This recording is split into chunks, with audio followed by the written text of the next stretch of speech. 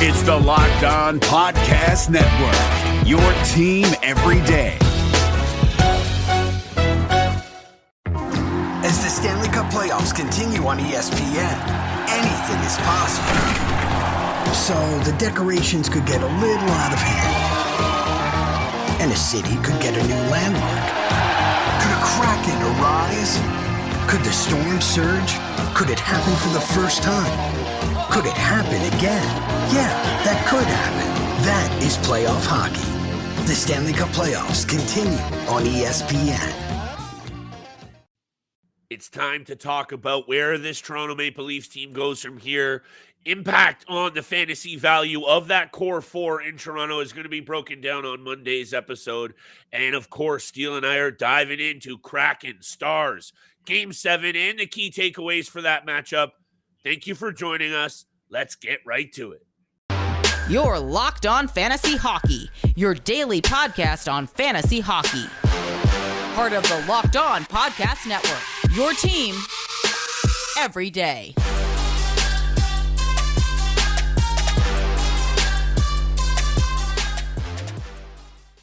Welcome back inside the lab, everybody, to the Monday edition of the Locked On Fantasy Hockey Podcast. Thank you for making us your first listen every single day. We are part of the Locked On Podcast Network, your team every single day. And today's episode, you know, I got this one, Steele. Today's episode is brought to you by Game Time. Download the Game Time app, create an account, and use code Locked On NHL for $20 off your first purchase. Coming off the weekend, Steele, there's a lot of ways we can take some of the conversations that we saw from the hockey overs Friday, Saturday, and even a bit of Sunday. We record early, so we're going to get to a lot more breakdowns in the rest of the week. Carolina and all the other series winners, of course. But today's episode, we want to talk a little bit about the Toronto Maple Leafs, the fantasy fallout of the players' performances or lack thereof. Is it a successful year for the Leafs? Where do they go from here, Steele? I'm going to ask you a big-time question. Is it Keefe? Is it Dubas and Shannahan? Or is it one of those core four to go? And, of course, I'm excited to chat with Steele about teeing up Game 7 between the Kraken and Stars. A lot of storylines to highlight there. Jason Robertson, can he step up? Eberle going beast mode right now. Big-time bets for Monday's Game 7. Steele. You know I didn't want to do this one, pal. You know this is tough. We're going to try it. We're going to just talk about let's have a conversation. Where do you want to take this one? Game 5 reaction. That's where we're starting. Yeah, you know, I thought it would be nice for us to jump on here. We haven't really had lengthy conversations of the Toronto Maple Leafs. You and I are both fans. We're both from Toronto, and I thought it'd just be nice to jump on here. We let the weekend kind of ride out after Game 5.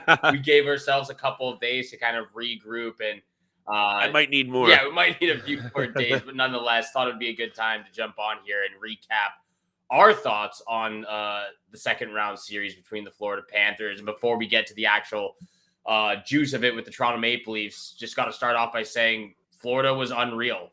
4-1 series win. They were the better team. Yep. They were the better team. They deserved to win this series. And with me, 100%. With me saying that, that's not me saying that the Leafs were embarrassed, because the Leafs weren't embarrassed in my opinion. Even though on the score sheet, in the series it was 4-1 Florida. I don't think they were embarrassed. 4 of the 5 games were decided by 1 goal. 2 of them went to overtime. But yeah, Game 5, Leafs and Panthers. Even right before you and I, jumped on here. Right away, I knew you and I were going to talk about this. Is the Radko Gudas play at the very end, the game-winning goal from Nick Cousins, right? And it's so hard to see everything at full speed, game speed, and True. It's so hard to. I know we want to blame the refs, and we probably will blame the refs, like every other Maple Leafs fan. But it's so hard to blame the refs at game speed at that type of situation. Especially afterwards when you watch the replay and actually see it more than you saw it when it actually happened live. Because I didn't see that when it first happened. I just saw Nick Cousins' toe drag, and he buries it short side on Joseph Wall. That's all I saw. But once you see the replay, you see Radko Gudas going hard to the net. You see him holding on to Calle Yarncroke's stick, where he's unable to poke check the puck. Otherwise, he would have had that. That would have been a great defensive play, but Gudas is there holding the stick, and that should have been a penalty. And I don't want to blame the refs because it's such a hard job. But in this type of situation, you can't not blame the ref because it's right there. And after seeing the replay, you just get so frustrated. It's gut-wrenching feeling for all of our Maple Leaf fans out there. But at the end of the day, the Florida Panthers were the better team. But after watching a couple of those replays, and I want to get your take on the Morgan Riley no goal as well after this, but it's gut-wrenching. It just sucks. Yeah, look, if we're just being completely biased Toronto Maple Leafs fans, aside from all the preamble you gave, which I think is spot on, calling it in speed, in time, it's such a hard call to make. I totally get that, and I'm never one to actually come on here and defend referees, but maybe I am here with this take because, Steele, you also said something to me that did they get embarrassed? No. Were there points where their performance was embarrassing? Yes. I think so, because putting up 2 goals over the last, 7 5 out of your last 7 games. Right. So, that's just not going to cut it. And I think we'll talk a lot about that core 4. We'll talk about the offense. We're going to talk a lot about the specificities of where this Toronto team goes later in the episode. But just straight up and down, the call was the call. Was it the wrong one? Yes. And this is where I want to leave this. When the Toronto Maple Leafs fail to score more than 2 goals in that many games and they have the talent that they have, I'm not going to dive into Joseph Woll. I'm not going to dive into injuries. I'm not going to dive into some questionable decisions from Sheldon Keefe just yet. You got to score more goals. Yeah. So as much as, yes, I'm going to put that one on the refs on that one, you can't leave these games up to 1 goal this many times still against this Florida Panthers team. And that's where the fault lays on the Maple Leafs offense and the core 4 offensive pieces. I know Nylander looked dangerous at times. We'll get there. But just to talk about the point that you mentioned, for me, the call was brutal. Yeah. It is tough to make it. I get that too. Florida outplayed the Maple Leafs for most of the series. I'm not hanging this on one play, but at the end of it all, I think what it is to me, the Maple Leafs can't leave all these games this close because this is what happens. Bad bounces, questionable calls, and you just get your back broken when you don't get it done in the regular 60 minutes. Yeah, and we're gonna get to the 4 core later in this episode, but it's just brutal because they can't even go back and take a look at it either. It happened so fast. There was no call on the play. Yeah. It was just a goal. You can't go back and review or replay it to see if there was potentially a penalty. Like, that's just not what it is. Yeah. And so that's the worst part about it. But what makes it even worse about Game 5 was the one part in the game where they actually had the chance to get the right call. They reviewed it for, it seemed like 20 minutes.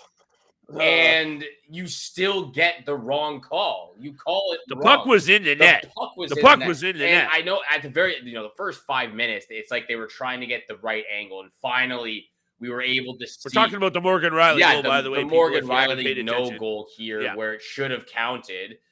I'm calling it a goal, Steele. I'm just salty right now. Simple as that. It was a goal. And seeing all of the replays and reviews now a day later or a couple of days later, you can clearly see the puck enter the net immediately when Morgan Riley slides the puck to the right, far right post and right pad of Sergei Bobrovsky. You can see the puck clear the red line. There's a little bit of white ice between the red line and the goal crease or the goal net as well. And even afterwards, you can tell Bobrovsky and Anthony Duclair is right there with his hockey stick, hiding it from the back of his Bobrovsky skate and pulling it out of the net. So for me, again, 2 plays in Game 5 where the Morgan Riley, that goal ties it up, and potentially the Nylander one wins the game. And secondly, the non-call in overtime on Radko Gudas, who's just steamrolling, holding Yarncroke's stick on his way to the net. So 2 missed calls, but the fact that they actually had the chance to review it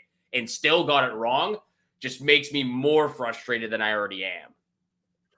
Yeah, I get that frustration, and there's no way to even. I'm not even going to say a single thing to disagree with that frustration because the calls are the calls. I think I just revert back to my first statement: is unfortunately when you leave the games this close, leaving it up to Yeah. chance, bad things happen to you. And I know there's no real method to what I'm speaking about, Steele. Right? It's just one of those caveats of sports that you just feel when you don't pounce on those opportunities or if you will, if you leave it so much up to chance against a team that realistically, aside from that beast mode forecheck, and aside from Bobrovsky stealing a number of games, I still think the Toronto Maple Leafs could have easily won that Yeah. series. I'm not here to detract from the Florida Panthers. I meant to say that right off the top because I'm not going to be one of those Toronto Maple Leafs fans that comes in here and says anything. Kudos to Carter Verhaeghe. Kudos to Gustav Forsling, Brandon Montour, Matthew Tkachuk, of course, Paul Maurice, and everyone a part of the Florida Panthers franchise because they've been written off from the start. And they've just showed a confidence that I think really emits from Matthew Tkachuk's swagger. Anyway, we'll get all into the rest of this series, Steele. That did end in 5 games in the Florida Panthers' favor. Couple of more angles to break down. Was it a successful year for the Leafs? What does it mean for their fantasy pieces? And I got to ask Steele, who's got to go, Steele? Because changes have to be made in Toronto. Is it Dubas and Shannahan? Is it Keefe behind the bench, or is it one of those core 4? I need to ask that to Steele right after the break, and we'll wrap up the show with a Game 7. Kraken, Stars, tee-up, and our big-time bets.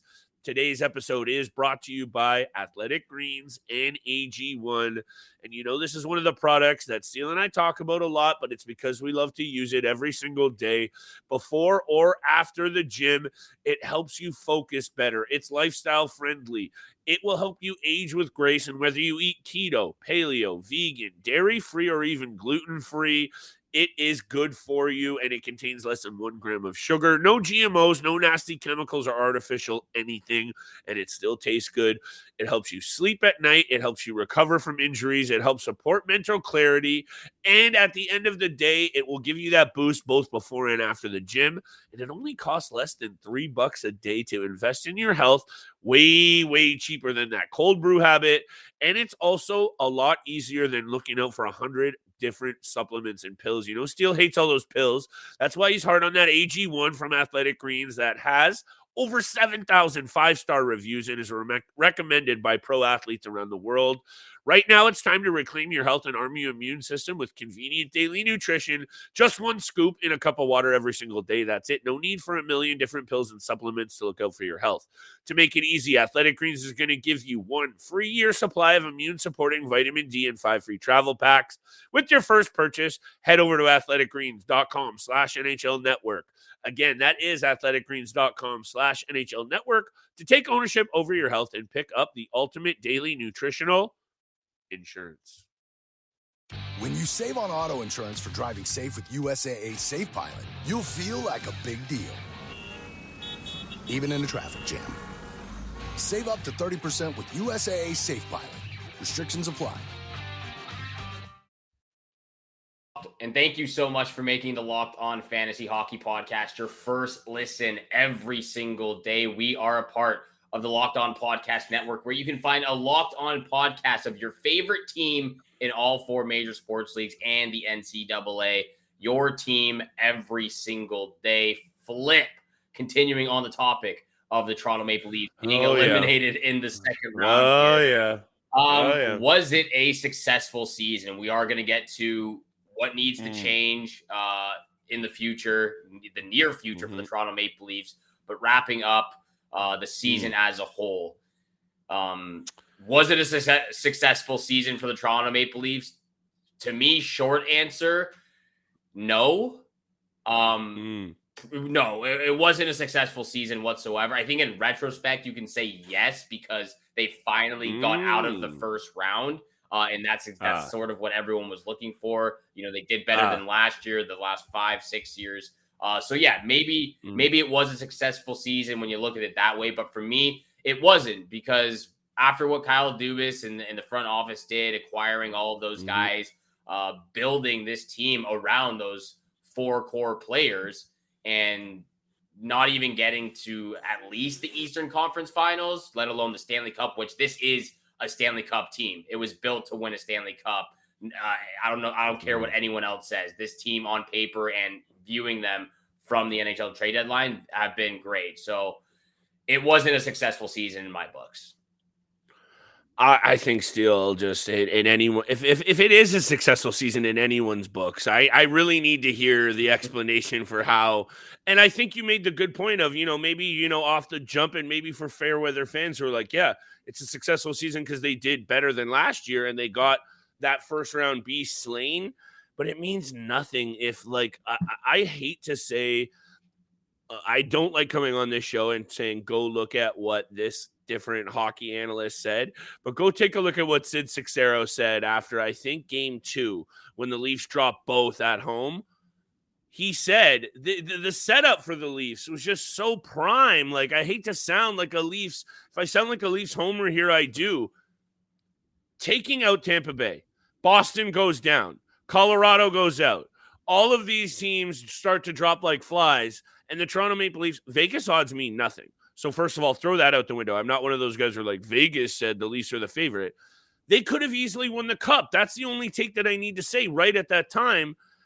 And they didn't give Florida their due. They didn't give Florida their credit. They knew that forecheck was going to come in beast mode and shred them up, and it shredded them up. And there was just, look, maybe I was going to leave this take for when I ask you in a second about who needs to go and what changes need to make. But here, I'll hit you with this. The season was a disappointment. Yeah. And it's not a successful season. When you said exactly the nail on the head is they have more than enough talent to win. The goaltending was going to be a powder keg all year, and what came down to it? The goaltending was a powder keg, and Auston Matthews doesn't show up when it counts the most. And say what you will about his underlying numbers. I've seen the Twitter warriors talking about, he had the most shots on net in the playoffs, which is true. Had a pretty good, he led the comeback performance there a couple of times against Tampa Bay, a couple of big goals. No goals in the second round against the Florida Panthers still. Holy double HE double toothpicks. You know what I said coming into the playoffs. Auston Matthews doesn't get it done. That's disappointing for the Leafs, and a failure of a season once again. Yeah, it was a failure of a season. It wasn't just Matthews, Marner had... No. I just meant to highlight, the biggest thing. Of course. A lot of other reasons. Yeah, Marner only had 3 points. Matthews, 0 goals, 2 points. Tavares, 1 point. Tavares is another huge one. Yeah. He was an X factor for me, and he was invisible. Aside from the very lucky series winner in the first round. Yeah, no, I thought he was clearly better in the first round. But yeah, Marner 3 points, Matthews 2 points, Tavares 0 goals, Nylander only 2 goals. And to me, it's not even like Tkachuk or Barkov or Montour were difference makers in this series at all, because they weren't difference makers. Tkachuk had 0 goals. He had 5 assists. Like, he was playmaking. He had 5 assists. Bobrovsky was a difference maker, in my opinion, if you're picking one. Tkachuk had 0 goals. Montour only had 1 goal and 1 point. Barkov had 3 points. Like, their top guys weren't even the difference makers. Just as a group, collectively, they came together with a big group effort, as well as Vezina Bobrovsky decided to show up for the playoffs. Like, so it's just, they had everything. They had the path set up for them. Tampa was gone. They defeat Tampa. Boston's not there. Yeah, Avalanche exactly. are gone. So again, they let this one slide right through their fingers. And especially for me, after the phenomenal job that Kyle Dubas did managing this team the way that he has the last few seasons, but what he did at the trade deadline, bringing in Lafferty, McCabe, Shen, O'Reilly, Achari. He brought in the guys to build around the core four, and they let this slip right through their fingers. So very tough for Toronto Maple Leafs and all their fans out there. But again, the top guys didn't show up, and that's been the storyline for the last few postseasons as well. To me, the best player on this team this entire postseason, and it wasn't even close, was Morgan Rielly. 12 points, plus 11. He was an absolute dog out there at points. He was really, really tried. I could see his veteran leadership really starting to shine through and try to lead this team to something that they haven't been able to do, and that's show some backbone. that shows some pushback. When you get punched in the mouth in a fight, you either lay down or you keep punching. Yeah. And this Maple Leafs team showed another season of inability to not only take punches, but more importantly, to punch back. And at the end of the day, Steele, kudos due to the Florida Panthers team, who took a lot of punches in that first round against the Boston Bruins. And look what they did when they punched back. Every team still left in this postseason also now brings the balanced attack that I think it takes to win the Stanley Cup. We're going to talk about that, I think, in a second here, previewing Game 7 between the Kraken and Stars. We're going to get there. We're going to get to big-time bets. And right after the break, though, Steele, I got to ask you quickly, and you can give me just a head up and down answer. Where do the Maple Leafs need to make that change? Because to me, fantasy implications, overall success, bets if you're betting on the Leafs or if you just want to cry less tears, we need to know where they're headed in terms of that move. So let's talk about that. Why don't you take us to break? Yeah, we'll get to that. It might not be a very straightforward answer because I have a lot to say on what goes next for the future of the Toronto Maple Leafs and that core four. You should. I have a lot to talk about for that, but we got to get to we're going to get to big time bets, but of course we got to pay these bills, and that is with Game Time. This episode is brought to you by Game Time. Have you ever really wanted to go to a game or a big event but couldn't find any last-minute tickets at a great price? Buying tickets to your favorite events shouldn't be stressful, and Game Time is the fastest and easiest way to buy tickets for all the sports, music, comedy, and theater shows near you. With killer deals on last-minute tickets and their best prices guaranteed, you can stop stressing over the tickets and start getting hyped for all the fun. I'll be using Game Time all summer long for BC Lion games and Vancouver Whitecap tickets, which are right across the street from me, especially with last minute deals. I can get them so quick to the event time. When buying tickets so close to the Game Time app has incredible prices like flash deals on last minute tickets and even images of the views from your seat before you purchase them. So Game Time is amazing for those spontaneous adventures. So forget planning months in advance. Game Time has deals on tickets right up to the day of the event and exclusive flash deals on all events as well. It's the fastest growing ticketing app in the country for a reason. Tickets are sent directly to your phone, so you never have to dig through your mail or your purse or your bag for the virtual ones. Snag the tickets without the stress using the Game Time app. Download the Game Time app, create an account, and use code LOCKEDONNHL for $20 off your first purchase. Terms apply. Again, create an account and redeem code LOCKEDONNHL for $20 off. Download Game Time today. Last minute tickets, lowest price guaranteed. And thank you so much for making the Locked On Fantasy Hockey Podcast your first listen every single day. Don't forget we are free and available on your favorite podcast platform, including YouTube. So make sure you hammer the subscribe, hammer the follow button. And we appreciate all the love, all the support you show us every single day. Flip, we are going to get to the Stars Kraken Game 7. Of course, big time bets. But you have a question to ask. And not just for me, for all the fans out there as well. What does the future hold? And where the Toronto Maple Leafs need to make a move, because this is just it. And look, at the end of the day, Steele, when we come on this podcast and we talk about this team, I think there comes with some of these obvious loaded questions that, because of the, inability of the team to get things done and the predictability and the nature that they've done it, makes it really tough for you and I to come on here and give takes that not everyone's heard 100,000 times listening to hockey, experts or whatever, or podcasts or however you're hearing your takes. One of these three areas need to be shaken up in a big way. Yeah. And when I thought about it first, and I'm going to get this quick, we're going to get this out. This episode is going to be short.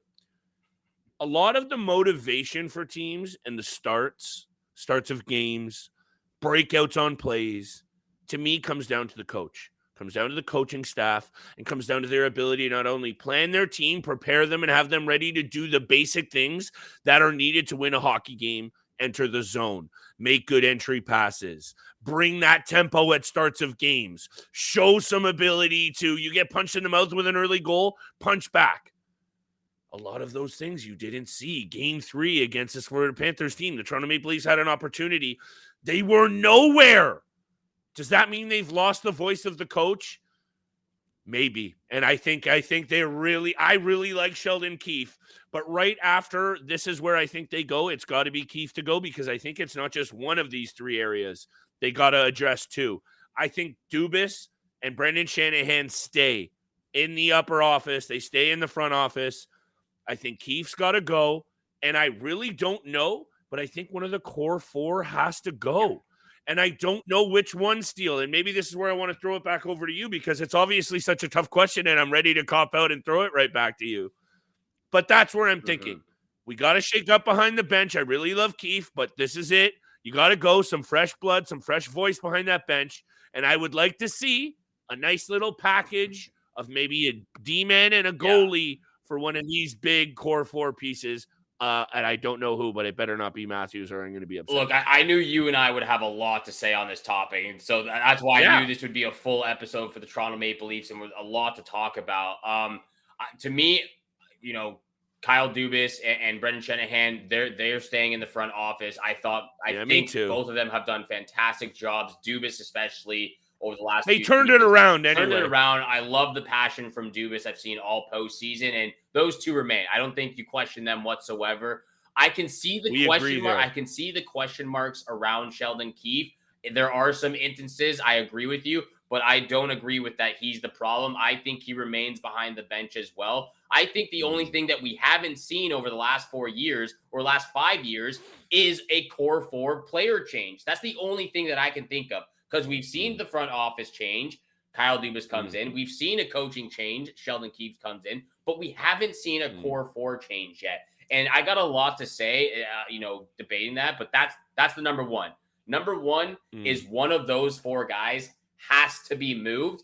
I don't think, and I don't know for a fact, because no one knows for a fact, but it's not going to be John Tavares, and it's not going to be Auston Matthews. Those two guys will not be moved, especially since of their contracts right now. They're obviously going to try to re-sign Auston Matthews in the next year or so. And I think both actually have some sort of movement clause in the last years of their contracts. So to me, Steele, it's Marner. That's the guy who's going. For me, it's Marner, or it's either one of Marner or Nylander. I don't think Riley's going to be moved whatsoever, especially after the postseason he just had. But I have a lot to say, and I'm going to get to what I think they should do.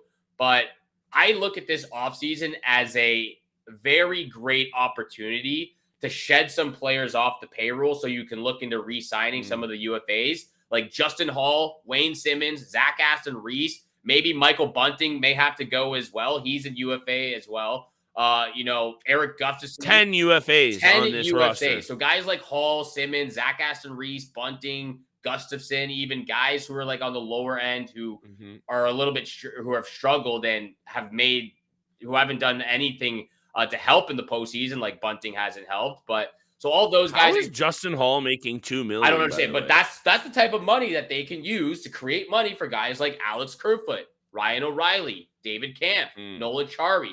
Obviously they're not going to be able to re-sign all of those guys, but once you're able to create some cap space and flexibility with some money, even Luke Shen, sign Luke Shen again for dirt cheap. He was $850,000, $900,000. I thought he was great. So guys like that, you got to create some type of leeway in the cap space to re-sign those top priority guys that are UFAs right now. And even so, you got Matthew Nyes and Nick Robertson, who are still on entry-level contracts, who are definitely going to slide into the bottom six group on the wing next year. So maybe Robertson, I don't know about him, but I hear you. I hear what you're trying to say. Robertson and Nyes, anyways. So that's the first thing. Nice for sure. I don't disagree. That's the first thing is they're going to have to shed some of that payroll to re-sign some of those UFAs. They've got some guys on entry-level contracts that they can use in the bottom six, or even Matthew Nyes up with Matthews and Marner again. Who knows? That's the first thing. Second thing is what happened with the Florida Panthers has exactly happened to the Toronto Maple Leafs over the last 10 years. Either they don't make the playoffs or they're eliminated in the first round. That's what's happened to both the Florida Panthers and the Toronto Maple Leafs. Until last year, where the Florida Panthers finally won in the first round. They beat the Capitals in 6 games and then just ended up getting swept in the second by the Tampa Bay Lightning. Got dusted. They again, same thing to the Leafs. They finally get by the first round, And then, yeah, they didn't get swept, but they lost in 5 games to the Florida Panthers. But it was in the exact same instances. We talked about the lack The of old gentleman's sweep. Yeah, we talked about the lack of offense from the Toronto Maple Leafs this year. The Florida Panthers did the same thing last year. They scored 3 goals in 4 games. Now, the Leafs went 7 games with only scoring 2 goals. So it's the first time that they've had that of a dry spell in the offensive zone. It was horrific in the offensive zone. Nonetheless, it's the exact same thing. Either they're eliminated or they don't make the playoffs. Finally, they get past the first round, and in the second round, they just don't show up. What does GM of the Florida Panthers, Bill Zito, do? He trades a 28-year-old stud in Jonathan Huberdeau, who's coming off a 115-point season, adds a 28-year-old 40-point defenseman into that deal with a prospect and a pick, and acquires a younger, more talented 24-year-old stud who is also coming off a 100-point season, and then also follows that up with another 100-plus point season. So for me, this goes back to the sense of we've seen the coaching change. We've seen the front office change, general manager change. Bill Zito finally did what he had to do, traded one of his core players in Jonathan Huberdeau, added Mackenzie Weegar to add a little bit more spice to get Matthew Tkachuk. And look where his team is at now, headed to the Eastern Conference Finals for the first time in 27 years.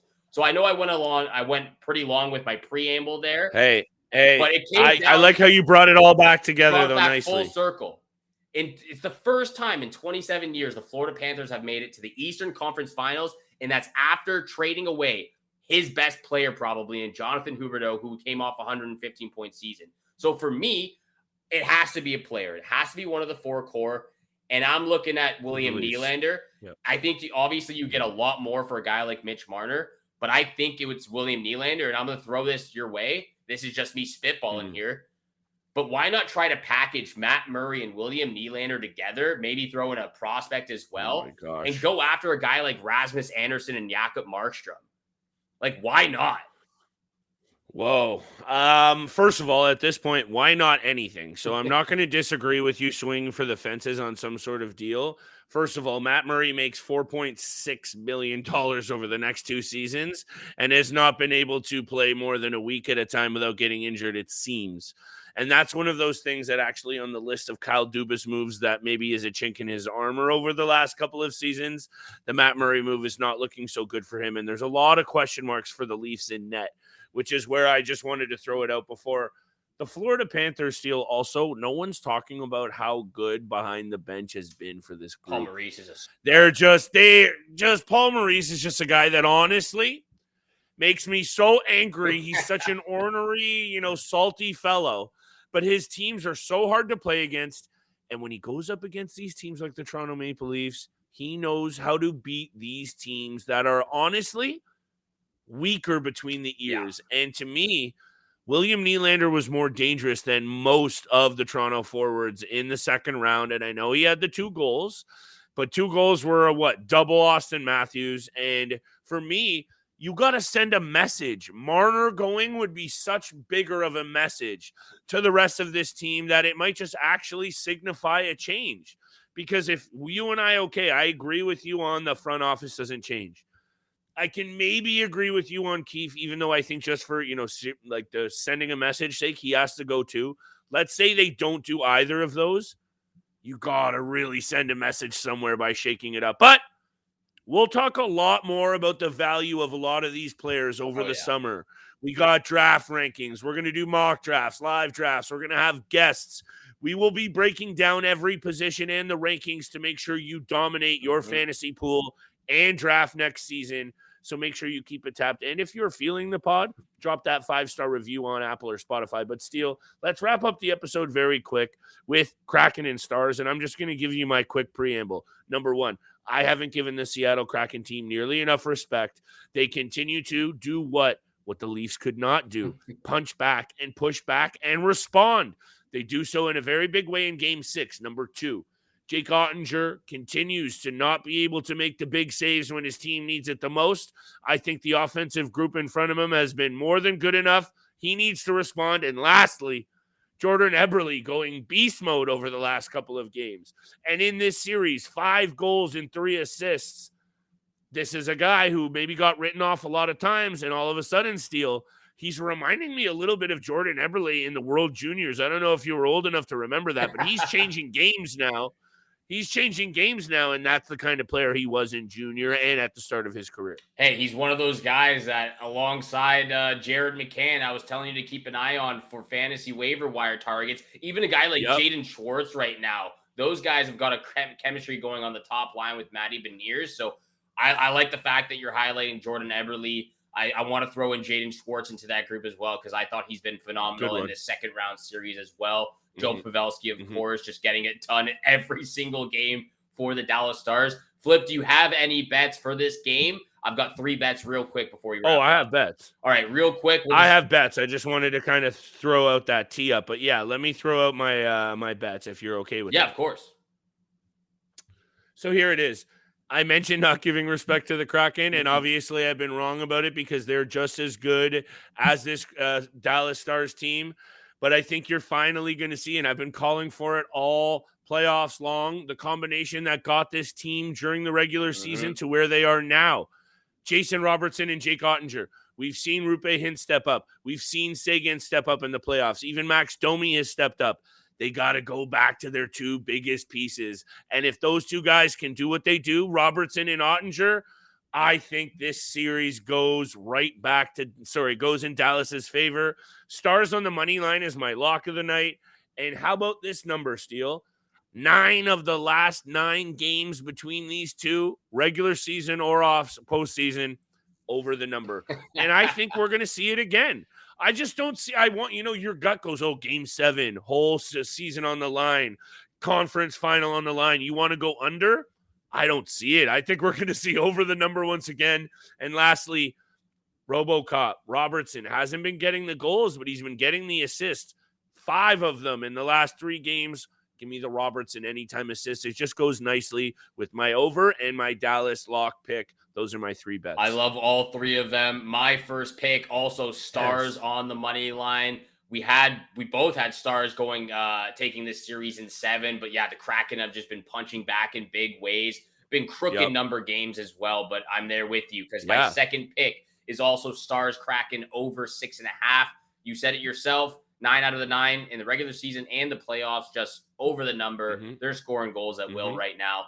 And my lock of the night goes well with your lock of the night because my lock of the night is Pavelski anytime goal. I'm going to leave it to the hot hands right now. The guy's just scoring goals at will for the Dallas Stars. So that is my lock of the night. Flips, Robertson anytime assist as well, paired perfectly together. Flip, we're going to have another full episode or something like that, talking about which player needs to be traded, Nylander or Marner. I love the conversation we've had today for the Toronto Maple Leafs. And we're going to talk Hurricanes, Devils as well tomorrow. Tomorrow we're talking to the Devils, what needs to go on with their future, what went wrong because they lost in 5 games as well to the Hurricanes, what went right with the Hurricanes dealing with all those 3 injuries to big-name players. But we've got a good week coming up. Hurricanes, Devils. We're going to tee up the Eastern and Western Conference Finals as well. Game 6, again, we're recording early. Do the Oilers move on or hold on for Game 7, or are the Vegas Golden Knights moving forward? Thank you so much for making the Locked On Fantasy Hockey Podcast your first listen every single day. Make sure you're tuning in Monday through Friday, 7 o'clock in the morning Eastern time. Hit the subscribe, hit the follow button. And again, thank you so much for tuning in for today's episode with Flip and I. Have a great day. Good luck with all your bets out there, and we shall see you back here again tomorrow. Peace. Hey, Prime members, you can listen to this Locked On podcast ad-free on Amazon Music. Download the Amazon Music app today.